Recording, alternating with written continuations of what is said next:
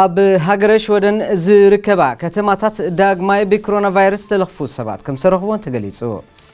ክፍሊ መጓዓዝያ ሽወደን ኣብ ግብሪ ዝውዕል ሓድሽ መምርሒ ሕጊ መኪና ኣጽድዮ።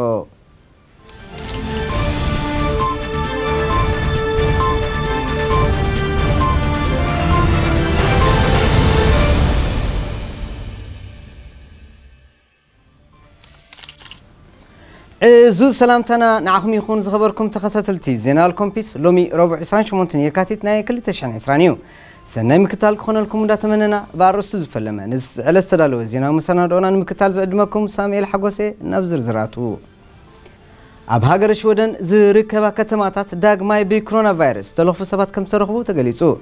ኣብ ከተማይ ተወሪ ወዲ 30 ዓመት ዝኾነ መንእሰይ ድሕሪ ኣብ ጣልያን ዝነበረ መገሻ ምምላሱ ኣብ ሰብነቱ ምልክታት ረስኒ ጸገም ትንፋስ ምግባሩን ኣብ ዝገበሮ ምርመራ ግዳይ እዚ ቫይረስ ምዃኑ ዝተረጋገጸ። እዚ ግዳይ ኣብ ከተማይ ተወሪ ዝርከብ ሆስፒታል ሳህለን ግሬንስካ ዩኒቨርሲቲ ዝተገብረሉ ምርመራ እዩ። እዚ ሰብ እዚ ግዳይ ኮሮና ቫይረስ ከም ዝኾነ ብምርጋጽ ትማሊ ረቡዕ ሰብ መዚ ጥዕና እዚ ሆስፒታል ንማዕከና ዜና ኣብ ዝሃበዎ ሓበሬታ ገሊጾም።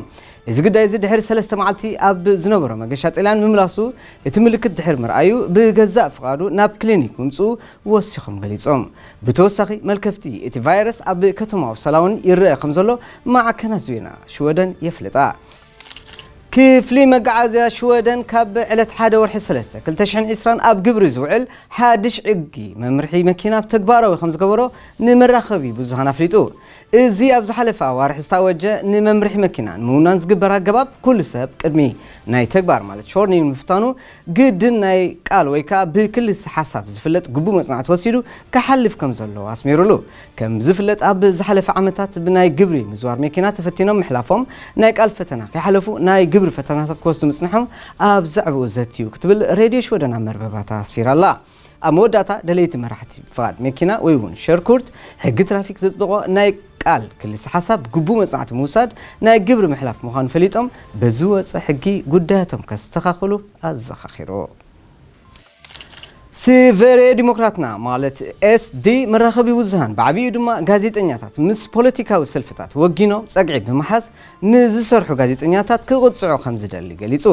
ሲቨሬ ዲሞክራትና ነዚ ዝገለጸ ኣብ ጋዜጠኛታት ሕልፍ ኢልካ ዝረአ ሻራውነት ጸግዒ ናይ ገለ ፓርታት ብምሓዝ ወጊኖም ንህዝቢ ጸቕጢ ዝገብሩ ዘለዉ ጋዜጠኛታት ኢሉ ስለ ዝኣምን እዩ። በዚ መሰረት ንዝረአ ዘይግቡእ ኣካይዳ ጋዜጠኛታት መግዝኢ ክኸውን ዝኽእል ኣራሚ መቕጻዕቲ ምዝተኣታቶ ገለ በደለኛታት ክእረሙ ዝኽእል ግምት ኣሎና ክብሊ ንወከልቲ ናይቲ ፓርቲ ንሬድዮ ሽወደን ኣብ ዝሃብዎ ሓበሬታ ገሊጾም። ሓንቲ ኣደ 2 ህፃናት ዝኾነት ኤርትራዊት ኣትሌት ቻምፒዮን ሽወደን ብምዃን ዘውዲ ዓወት ኣቲራ። እዛ ሰምራዊት መንግስታብ እትበሃል ዕውት ኣትሌት ኣብቲ BSM ዝፍለጥ ኣብ ውሽጢ ገዛ ዝግበር ማለት ኢኖም ሁስ ናይ ሽወደን ቻምፒዮን ብምዃን ኣብ 2 ውድድራት ኣንጸባራቕ ዓወት ኣመስጊባ።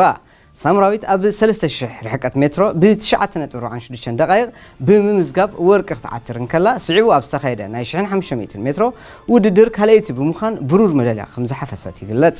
እዛ ኤርትራዊት ብልጽ ኣትሌት ዓሚ ኣብ ዝነበረ ውድድራት እውን ቀዳማይ መስመር ብምርጋጽ ቻምፒዮን ወፅያ ምንባራ ይዝከር። ምስ ናይ ሎሚ ሓዊስካ ብዓወታ ብምዕቃብ ሃትሪክስ ስራሓቱሉ ኣጋጣሚ ብምባል ማዕከና ዜና ሽወደን ኣዛረቢ ዜና ሰሪሓ። ኣትሌት ሰምራዊት መንግስታብ ምስ ኣገልግሎት ዜናል ኮምፒስ ክፍሊ ትግርኛ ኣብ ዝገበረቶ ዕላል ኣደ 2 ቆልዑ ኮንካ ኣብ ዓበይቲ ውድድራት ኣይኮነን ክትዕወት ክትወዳደር ከቢድ እኳ እንተኾነ ድሌት እንተሎ ዝኽልክል የለን ክትብል ንኹሉ ፈታዊ ኣትሌት ክሰርሓላ ዘኻኺራ። ኣብ መወዳእታ እታ ዕወት ኣትሌት ኣብዚ ክበጽሕ ዘተባብዑኒ ሞራል ዝሃቡንን ብምምስጋን እዚ ናይ ሎሚ ዓወተይ ነታ ካብ ንእስነተይ ኣብ ጉያ ዘለን ድሌት ተረዲኣ ክሳብ ሎሚ ኣብ ጎነይ ዘላ መምህረይ ክብላ ዝደፍር ክብርት ወላዲተይ ጽጋሃና ቁባልደት ናይ መዘከርታ ትኾነለይ ክትብል ብምውፋይ ንኹሉ ኤርትራዊ ደጋፊ ልባዊ ምስጋና ኣቕሪባ።